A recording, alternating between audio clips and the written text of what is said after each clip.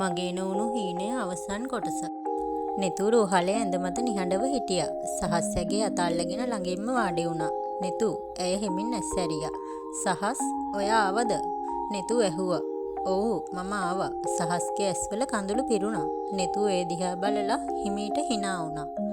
මට බයයි නෙතු. ටික වෙලාවක් දෙන්නම නිහඬව හිටියා. ඊට පස්සේ සහස් හිමින් කිව්වා, නෙතු මං ඔයාට ආදරේ. නෙතු ඔහු දිහා බලලා හිමින් hina වුණා. මං දන්නවා සහස්. ඇය ඔහුගේ අත තදින් අල්ලගත්තා. නෙතුගේ ඇස් හිමින් පිය වුණා. සහස් තාමත් නෙතුගේ අත අල්ලගෙනම හිටියා. ඒත් නෙතු ආයෙමත් ඇස් ඇරියේ නැහැ. නෙතුගේ මරණයෙන් පස්සේ සහස් ආයේ සින්දු කිව්වේ නැහැ. සහස්ගේ හඬ නිහඬ වුණා. දවසින් දවස සහස් ජීවත් වුණේ නෙතුගේ මතකයන් එක්ක. ටික කාලයකට පස්සේ එක දවසක් සහස් නෙතුගේ සොහොන ළඟට ගියා. නෙතු, මට තාමත් ඔයාව මතක් වෙනවා. ඒ වෙලාවේ සහස්ගේ පිටුපසින් කටහඬක් ඇහුණා. සහස් පුතා. සහස් පිටිපස්සේ හැරිලා බැලුවා. එක් කාන්තාවක්. ඇගේ අතේ තිබුණේ පොඩි පොතක්. මේක ඔයාට. මේ නෙතුගේ. මම නෙතුගේ අම්මා. සහස්සේ පොත ගත්තා. මේ මොකක්ද අම්මේ? සහස්සේ පොත දිගෑරියා. පළවෙනි පිටුවේම තිබුණේ සහස්ට. ඊළඟ පිටුව පෙරළුවා. මං සහස්ට ආදරේ. සහස්ගේ ඇස් වලට කඳුළු ආවා. තවත් පිටුවක ලියලා තිබුණේ එයා කවදාවත් සින්දු කියන එක නතර කරන්නේ නැතුව ඉන්න ඕනි. මන් නැති වුණත් එයා සින්දු කියනවා නම් මට සතුටුයි. සහස්ට තවත් කියවන්න බැරි වුණා. සහස් පොත පපුවට තද කරගත්තා.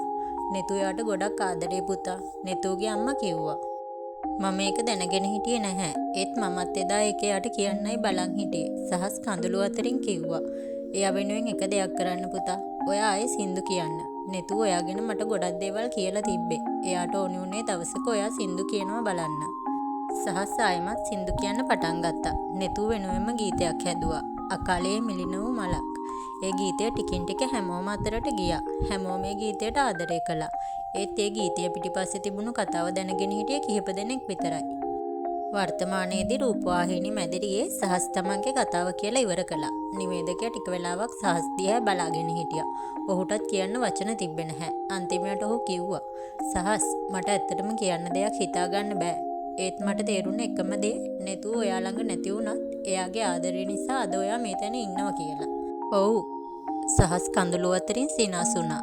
ඒ වෙලාවේ ප්‍රේක්ෂකාගාරයේ හිටපු හැමදාම සහස් සින්දු කියනවා බලන් හිටපු අත්පොඩි ගහපු ඒ කෙල්ල කඳුළු පිහදාගෙන සහස් දිහා බලාගෙන හිටියා.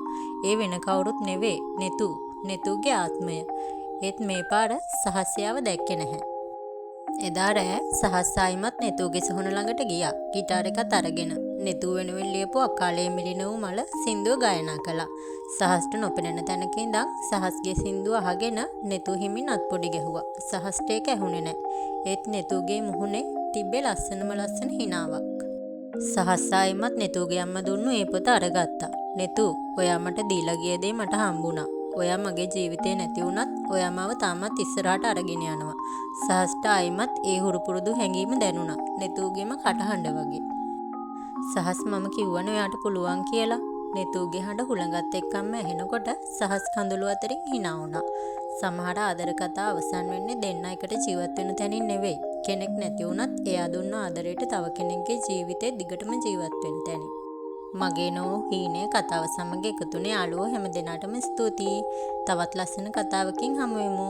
දේදුණු කතාවන subscribe කරලා අපිත් එක්ක දිගටම රැඳී ඉන්න.